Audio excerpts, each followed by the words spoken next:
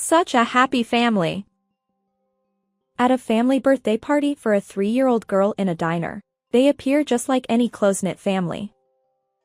Well, except for the pale-faced father looking up at me, my husband. Let's take a photo of the three of you. Come on, smile. I cheerfully snapped away with my DSLR camera, capturing my husband's awkward smile. Little did he know what would unfold next. My name is Olivia Tyler. I'm 33 years old and work as a writer and photographer for the editorial department of a local town magazine. I met my husband, Michael, through a friend, and we've been married for 5 years now. His parents are still alive, and a few years ago, my retired father-in-law started farming in his hometown. My husband seems to have a bit of an aversion to his stern-faced father, who raised him quite strictly. As a result, he rarely visits his parents' home. However, my in-laws have always been kind to me, and I genuinely love both them and my husband's hometown. So, even though we live about an hour away from my in-laws, I often drive there alone to help with the farming. Because I got along well with our relatives as well and they've treated me affectionately. But there was one issue that weighed on us. We were struggling to have children. Although our relatives and in-laws never said anything about it, my age was a concern. I wanted to show my in-laws their grandchild's face as soon as possible. Unfortunately, Michael wasn't very cooperative when it came to having kids. His demanding job kept him busy, and over the past 3 years, he had more overtime and business trips, leaving home frequently. Despite the limited chances, I persisted in trying to get pregnant. It was one of those days. Hey, Michael.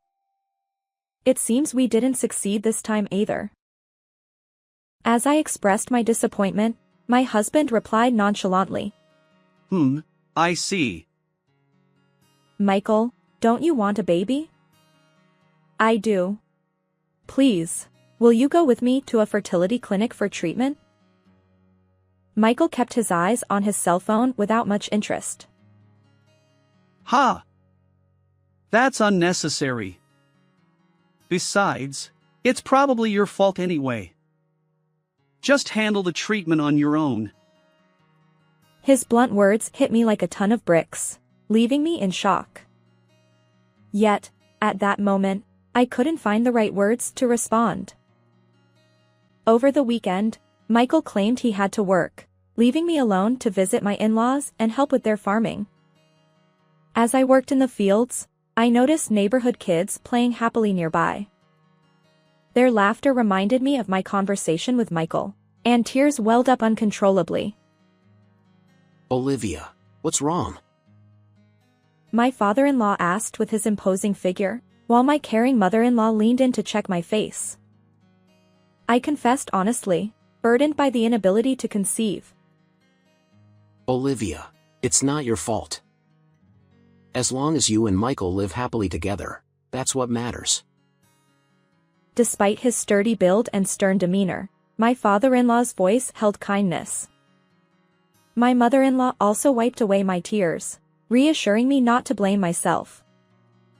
I felt truly blessed by my wonderful in-laws.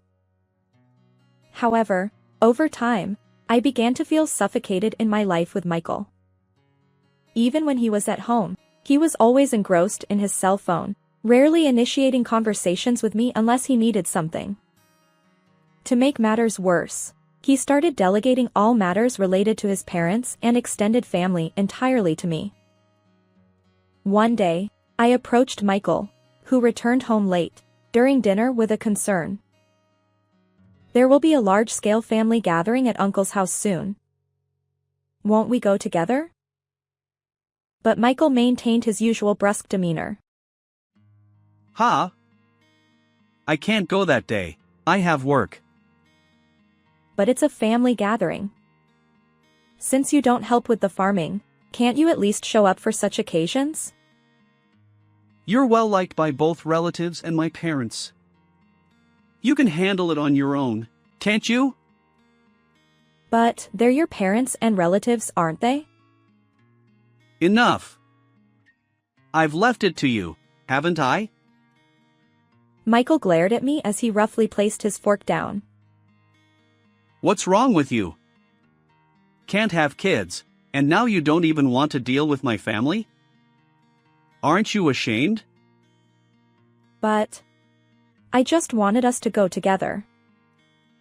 My voice was barely audible, but Michael, visibly irritated, began preparing to leave the house.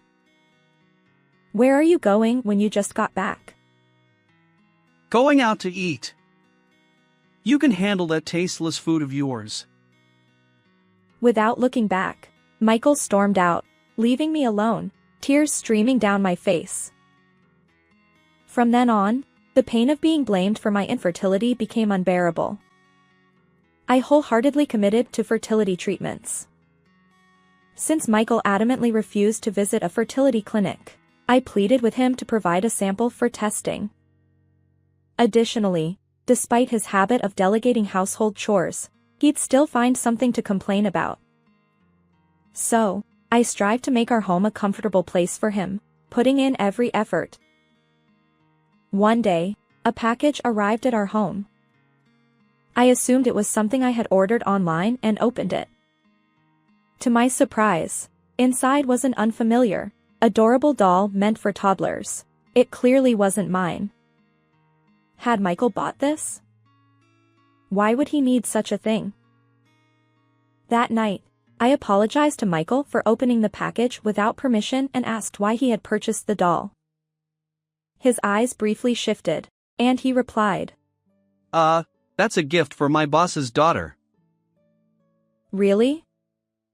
I didn't know. Michael snapped. Well, it's her birthday soon. But seriously, why did you open it? I'm sorry. Without waiting for my apology, Michael stormed off, still holding the doll's box, leaving me silently watching him go. A few days later, something significant happened. I had been out on a work assignment, and my return was delayed. Since Michael was supposedly away on a business trip overnight, I decided to grab dinner at a nearby casual restaurant. As I sat alone, perusing the menu, I noticed the waitstaff carrying a birthday cake with candles to a table in the back. The joyful voices of children accompanied the scene. I couldn't help but wonder if I'd ever experienced such celebrations with my own child someday. Smiling at the thought, I turned to look at the family celebrating.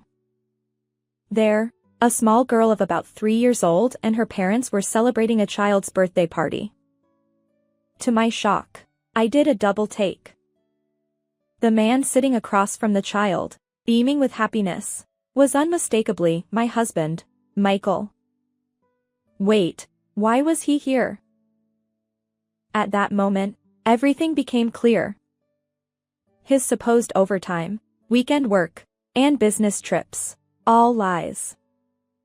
Oblivious to my gaze, Michael handed a gift to the little girl. Thank you, Daddy. The girl exclaimed as she unwrapped the package, revealing the very same doll from before. Unable to bear it any longer, I seized the DSLR camera I had brought for work and walked over to their table. What a happy family! I greeted them with a smile. Michael's face froze when he looked up. The mother, seemingly unaware of the tension, smiled and explained. It's our daughter's birthday today. I seized the opportunity. I'm a photographer. Would you mind if I capture a photo of your lovely family? Of course. We'd be thrilled to have a professional take our picture, she said in a lively tone, leaning in closer to her child. Meanwhile, Michael sat there, his face drained of color. Is something wrong? Smile, I asked, maintaining my smile. He managed an awkward smile for the camera. I snapped multiple shots, freezing that moment forever. After that I exchanged email addresses with the mother, saying I would send the photos, and waved goodbye with its best wishes. Leaving the restaurant, my heart raced as I headed home. I immediately messaged Michael, but although he read it, there was no reply. Ultimately, he didn't return home that day.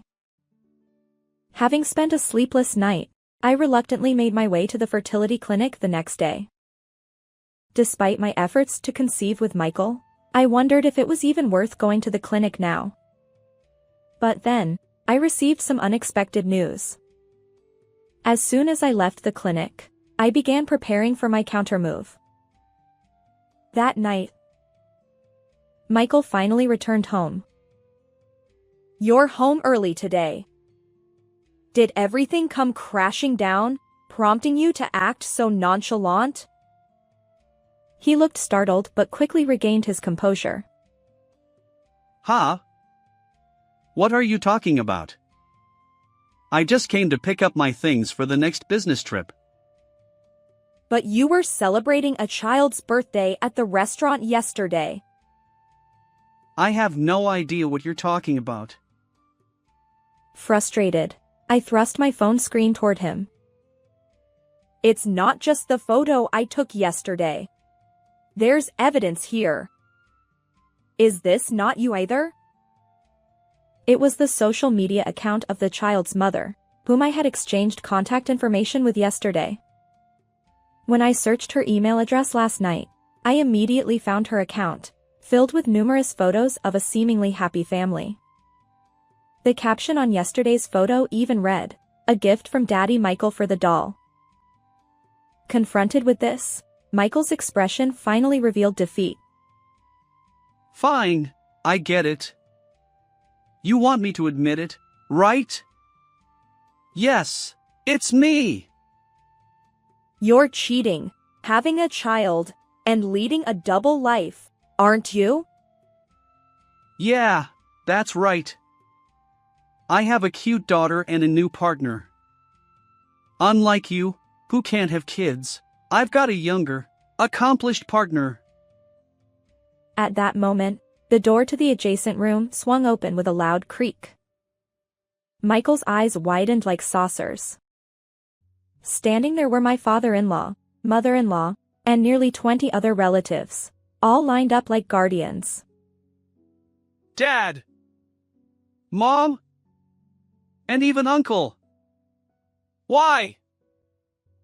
As Michael stammered, my father-in-law stepped forward purposefully, executing a perfect judo throw that sent my husband crashing to the floor with a resounding thud. My father-in-law, a former police officer and judo master, had taken matters into his own hands. Ouch! What the hell, Dad? As Michael tried to get up, my mother-in-law delivered a powerful slap without saying a word. The remaining relatives, including myself, watched with cold, disapproving eyes. Olivia! Why are they here? With tear-filled eyes, my husband shouted, and I looked down at him calmly. I sent the birthday party photo to all our relatives, along with an explanation. This! He looked shocked but quickly turned defiantly toward my stern-faced in-laws, offering a humble apology. Dad! Mom! Please calm down! Listen to me! Fine, then speak. Michael desperately tried to maintain his composure, gesturing dramatically and speaking rapidly, all while avoiding eye contact. I didn't mean any harm. It just ended up like this. Everyone makes mistakes, right? As my husband stumbled over his words, my father-in-law's voice dropped. Is that all you have to say? Dad and Mom, think about it. Who needs a wife who can't even have children? She's oddly well liked by you guys, and I've been continuing this relationship because I hate paying alimony. Enough with your ridiculous excuses. Once again, my father-in-law grabbed Michael's collar, attempting a throw. My husband shouted. Hidden secret. You already have a grandchild. Aren't you happy? Why not get along with my new wife and daughter? In response, my father-in-law executed another throw, pinning Michael to the ground. Don't you dare say anything to Olivia. This idiot son of yours. Your pointless words aren't worth listening to. Michael lay on his back, grimacing and coughing. Then, my father-in-law applied a finishing move, locking him down. Dad! Stop it! It hurts! Struggling to break free, Michael wriggled under my father-in-law's weight. I stood there, blocking his escape. Look at this adorable daughter and your new wife. Can you say the same thing now? What? Curious, my husband looked at me, and I handed him the paper with the test results I received from the fertility clinic earlier that day. His face drained of color. Natural conception is extremely difficult. What's this? What does it mean?